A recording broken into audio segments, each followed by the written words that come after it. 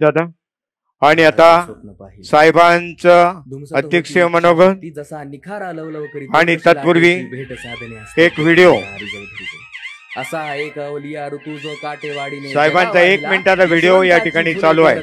महाराष्ट्राने शरद पाहिला. किती काय सोसले भोगले कोण, किती अन कसे टोचले, किती विरोधी कोण आपले, किती गिदाडे किती सापळे, किती टीका त्या किती लांछने, किती द्वेष तो किती गराणे, सगळे समक्ष पाहून देखील तो कधी कुणावर चिडला नाही. पण टप्प्यात कधी जर आला चेंडू तो पुन्हा कधी सापडला नाही.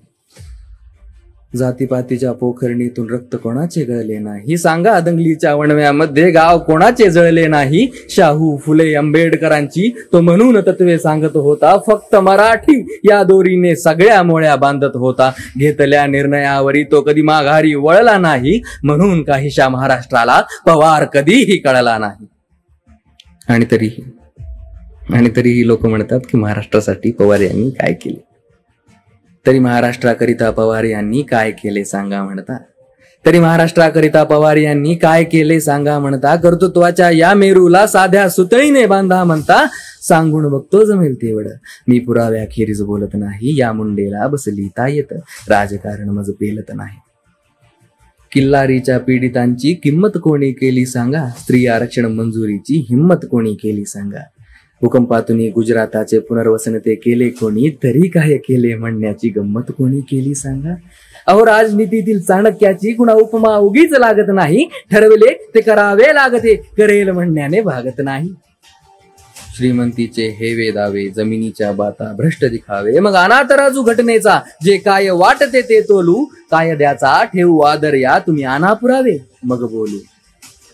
अहो कर्करोगाच्या काट्यावर ते चालत आहेत वाटे एकले, जिद्दी समोर या व्यक्तीच्या मृत्यूने हात टेकले. पुन्हा भाषणा उभा शरद हो, पुन्हा पावसा उधान येवो. राजनीतीच्या मंचावर हे पात्र अबाधित उदंड राहो.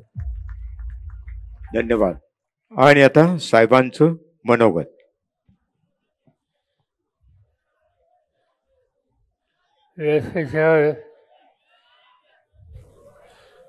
उपस्थित असलेल्या आमच्या मतदारसंघाच्या लोकप्रिय आमदार सुमंत फारसी, आमच्या जिल्ह्याचे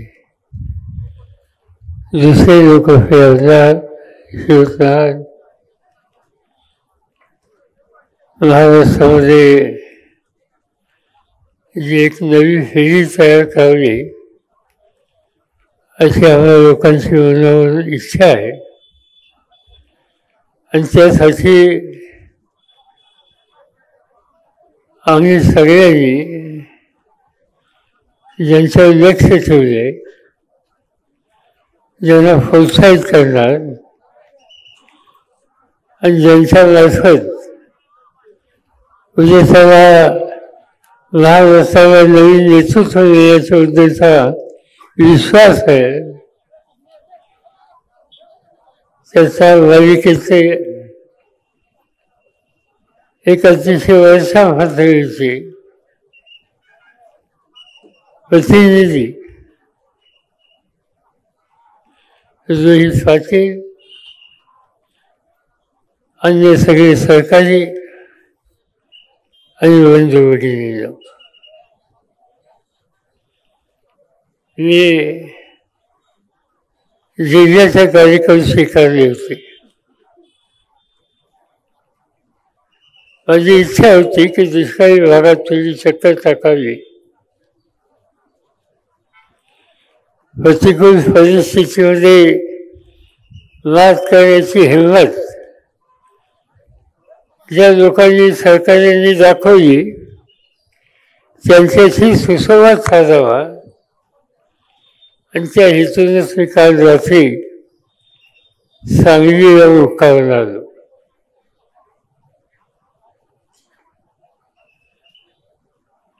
आल्याच्या नंतर जे काही प्रश्न आहेत ते समजून घ्यायचा प्रयत्न केला. माझ्या मनामध्ये एक गोष्ट पुन्हा येत होती की 10 वर्षाच्या पूर्वी तुमचा माझा सगळ्यांचा जीवाभावाचा एक सहकारी तो आकस्मिकपणानं आपल्यामध्ये निघून गेला. त्यांच्यामध्ये कर्तृत्व होतं. पार्श्वभूमी नेतृत्वाची नव्हती. सांस्कृतिक स्थिती सर्वसाधारण होती, पण हिंमत होती,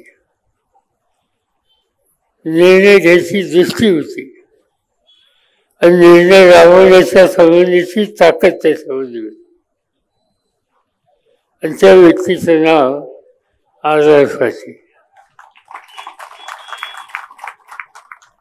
मला आठवतंय की मी सांगली जिल्ह्यामध्ये एकदा आलो असताना बहुतेक तेव्हा मी मुख्यमंत्री होतो आणि सांगलीच्या जिल्हा परिषदेमध्ये आक्रमकपणानं दुष्काळी भागाचे आणि अन्य लोकांचे आणि शेतीचे प्रश्न मांडणारा एक तरुण सभासद त्या जिल्हा परिषदेमध्ये होता. त्याची मांडणी मतांचा आग्रह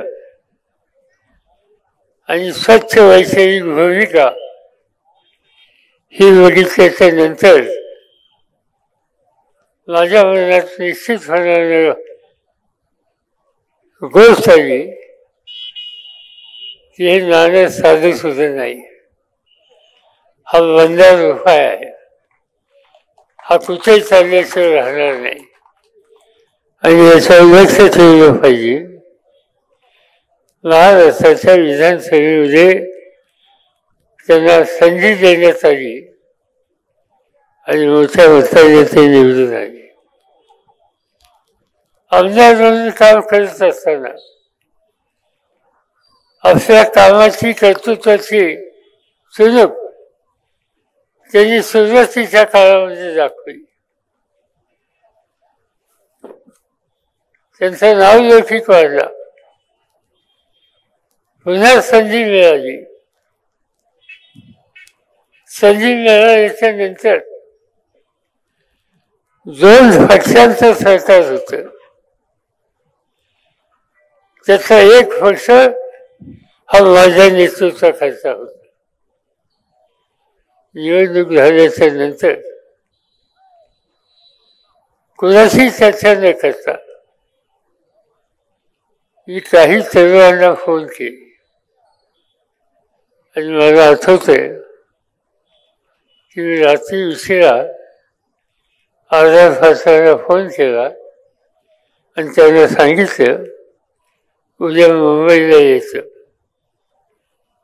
त्यांनी विचारलं काय कसली मिसिंग काही नाही. म्हटलं उद्या हजरला राजभवनवर जायचं आणि शपथ घ्यायची आणि मंत्रिपदाची जबाबदारी सांभाळली. त्यांच्याकडे खातं दिलं ग्रामीण विकासात. जयंत फासांना असाच फोन केला. त्यांच्याकडे खातं दिलं अर्थ खात्याची जबाबदारी. एक महाराष्ट्रात सर्वांचा संच महाराष्ट्राच्या सरकारमध्ये विधानसभेमध्ये आम्ही लोकांनी त्या काळामध्ये उभा केला. आणि मला सांगायला अभिमान वाटतो की माझी निवड ही 100% खरी ठरली. बरोबर. ग्रामविकास खात्याला एक प्रकारची गती द्यायची. खेड्यापाड्याच्या लोकांचे प्रश्न सोडवण्यासाठी नवीन धोरणं आखायची. ती आखत असताना गावाचा शेवटचा माणूस सुद्धा त्या निर्णय प्रक्रियेमध्ये सहभागी करायचा. या सगळ्या गोष्टी आजाराने केल्या आणि नंतरच्या काळामध्ये त्यांच्याकडं गृह खात्याची जबाबदारी दिली.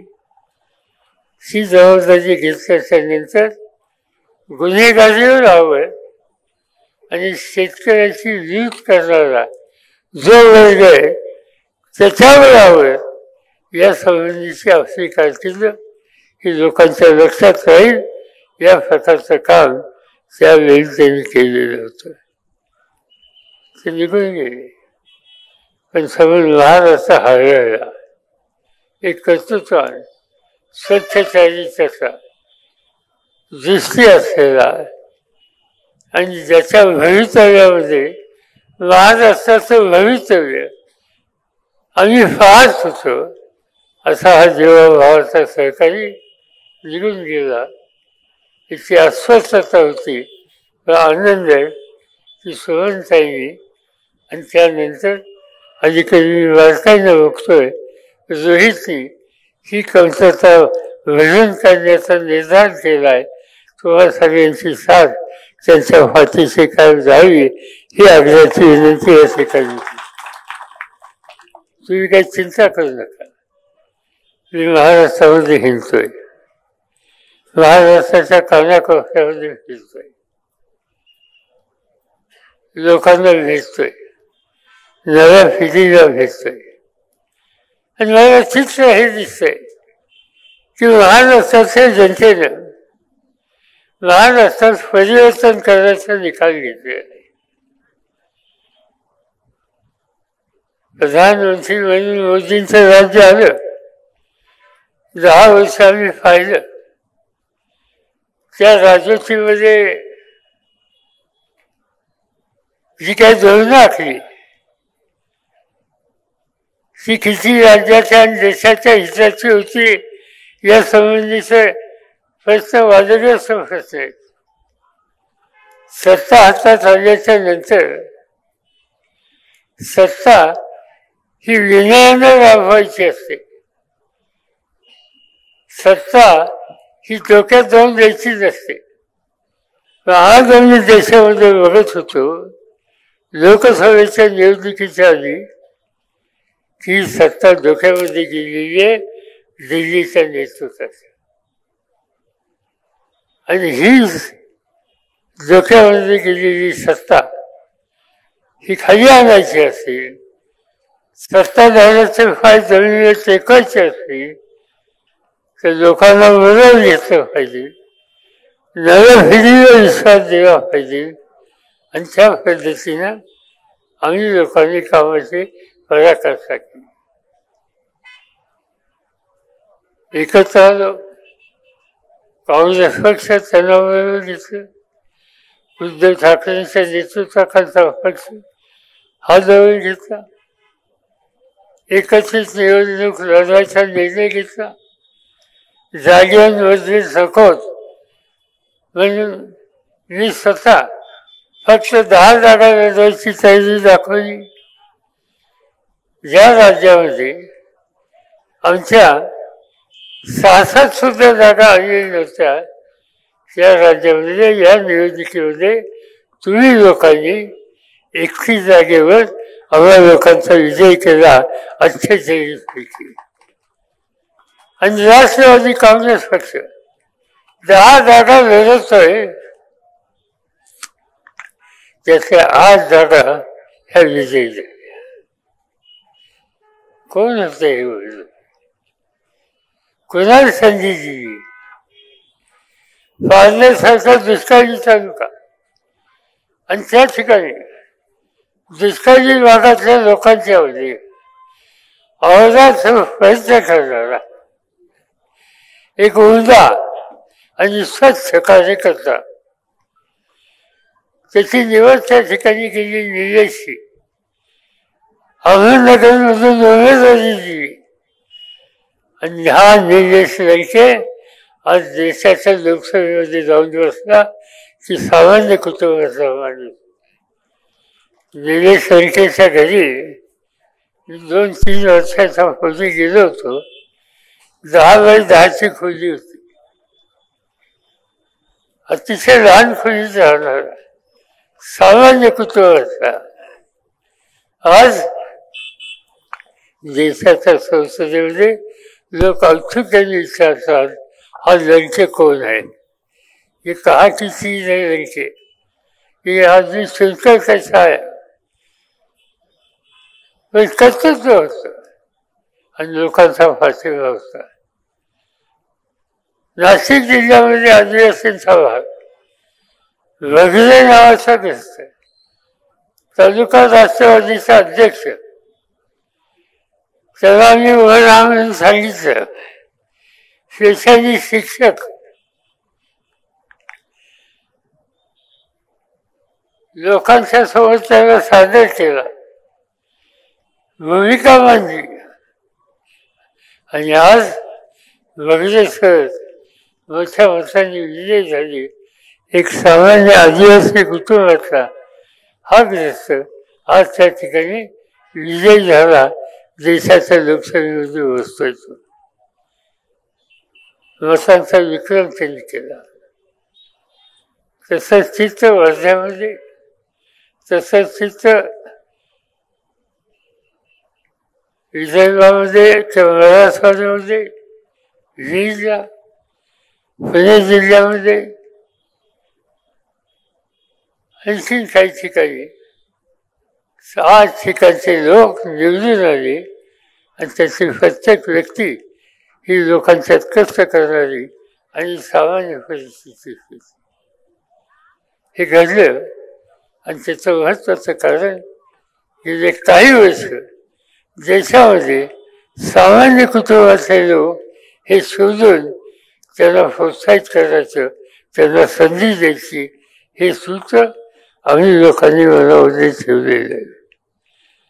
मोदी सांगत होते 400 पार, 400च्या खाली जागा येणार नाही. काय वाटेल ते बोलत होते. ज्या व्यक्तीने देशाच्या स्वातंत्र्यासाठी 13 वर्ष तुरुंगात घालवली इंग्रजांच्या काळात आणि स्वातंत्र्य मिळाल्याच्या नंतर या लोकशाही प्रधान या देशाची संसदेची उभारणी त्यांनी केली आणि देशाचा पहिला प्रधानमंत्री म्हणून ज्यांचा लौकिक जगामध्ये होतो त्या जवाहरलाल नेहरूंच्या टीकाची मोदी साहेबांनी केली. इंदिरा गांधींच्या टीका केली,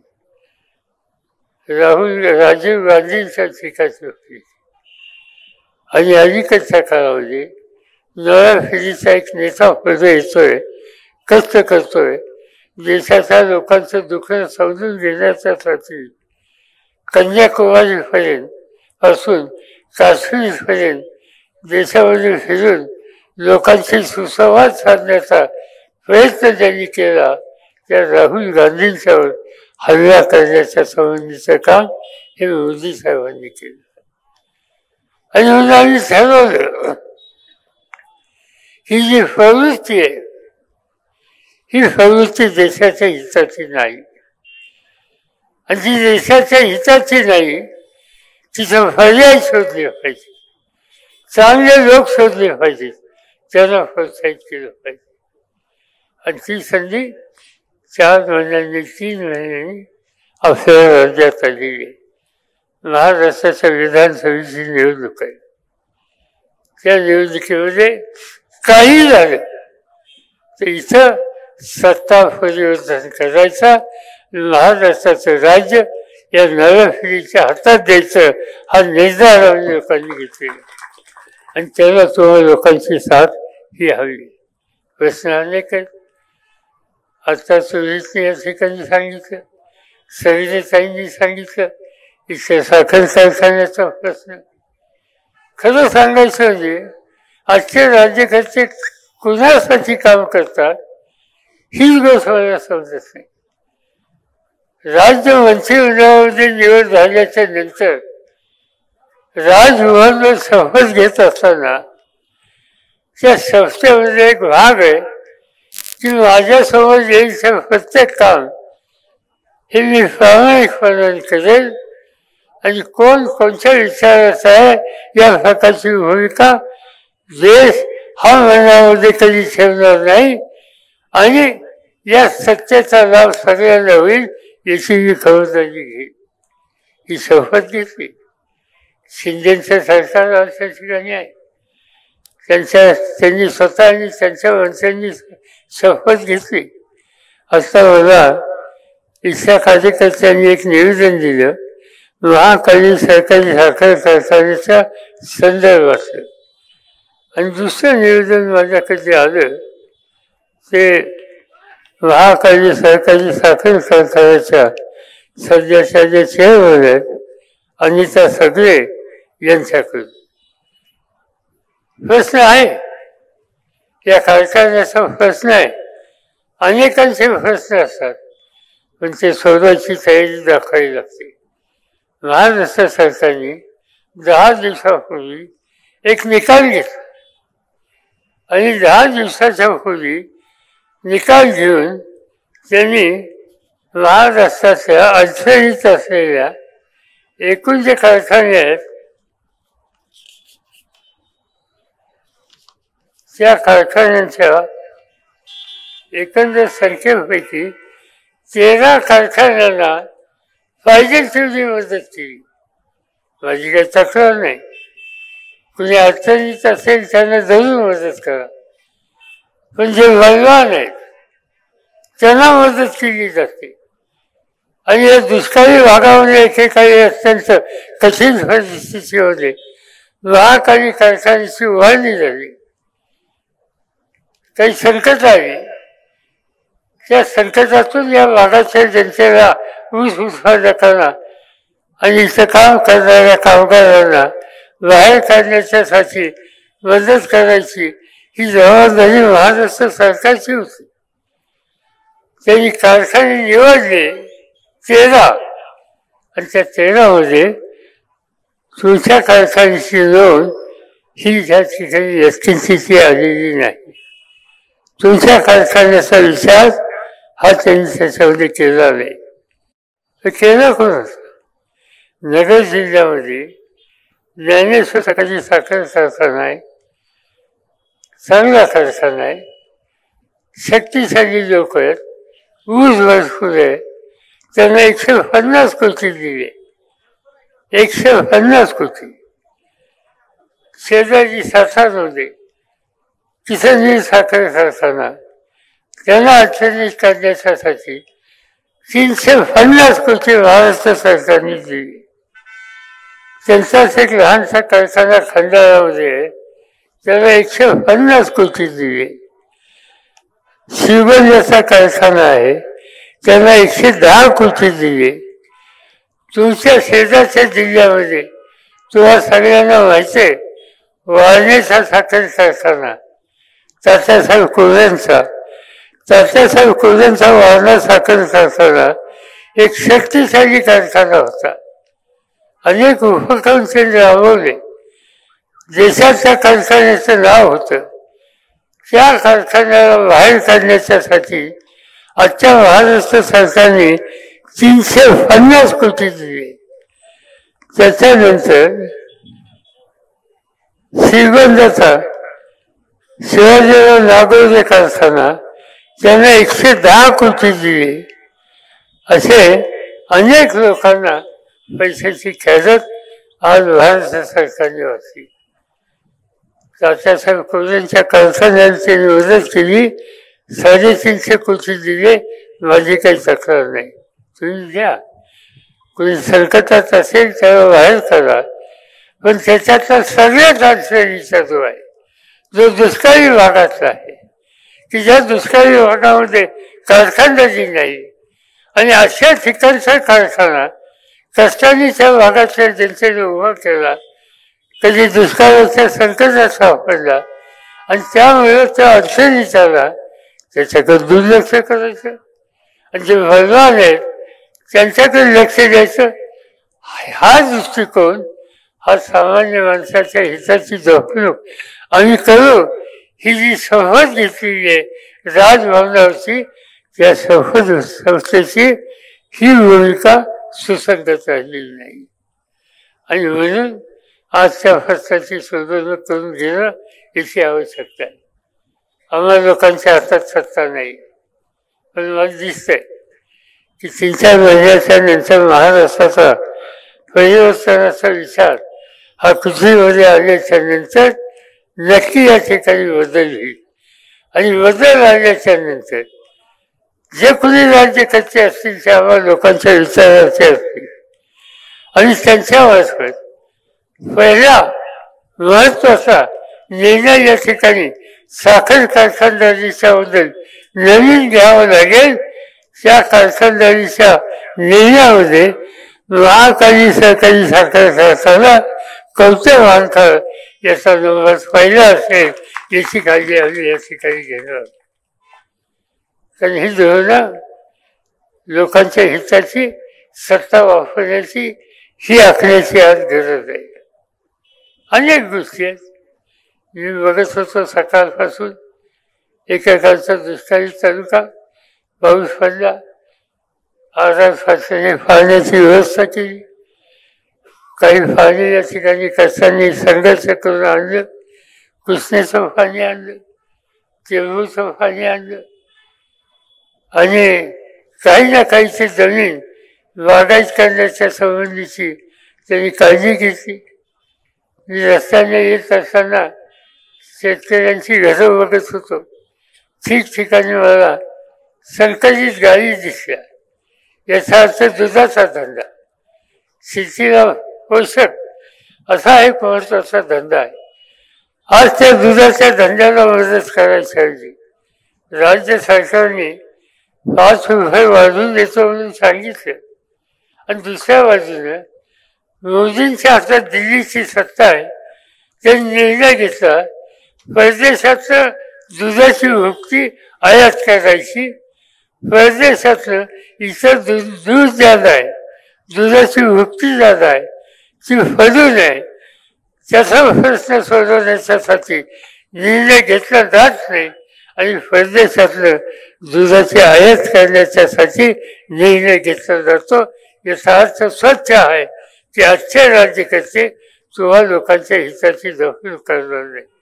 पण मी एवढंच सांगू इच्छितो की जो राज्यकर्ता शेतकऱ्यांच्याकडे दुर्लक्ष करतो, काळ्या आईशी इमान दाखवण्याच्याकडे दुर्लक्ष करतो, नव्या पिढीच्या बेरोजगारांचा नोकरी करण्याच्या अधिकाराकडे दुर्लक्ष करतो, समाजाच्या उपेक्षित घटनांच्या प्रश्नाची सोडवणूक करण्याच्यासाठी दुर्लक्ष करतो, तो राज्यकर्ता सच्चे राहणार नाही याची काळजी तुम्हाला सगळ्यांना करायची. मी आज या ठिकाणी जाहीरपणाने सांगतो, तुम्ही एक की उद्याच्या निवडणुकीमध्ये या मतदारसंघामध्ये तुम्ही रोहितला शक्ती द्या. मी खात्री देतो तुम्हा लोकांच्या प्रश्नाची सोडवणूक ही आम्ही करू आणि मग साखरेचे प्रश्न, दुधाचे प्रश्न, बेकारीचे प्रश्न, जे जे काही महत्वाचे प्रश्न सामान्य माणसाचे आहेत त्या प्रश्नाच्या सोडवणुकीसाठी आम्हाला लोकांच्याकडून प्रयत्नाची पराकाष्ठा केली जाईल हाच विश्वास आज या ठिकाणी देतो. मोठ्या संख्येने तुम्ही उपस्थित राहिला, आम्हा सगळ्यांचे विचार समजून घेतले त्याबद्दल कृतज्ञता व्यक्त करतो आणि माझे 2 शब्द संपवतो. नमस्कार. आदरणीय खासदार शरदचंद्रजी पवार साहेबांनी अध्यक्ष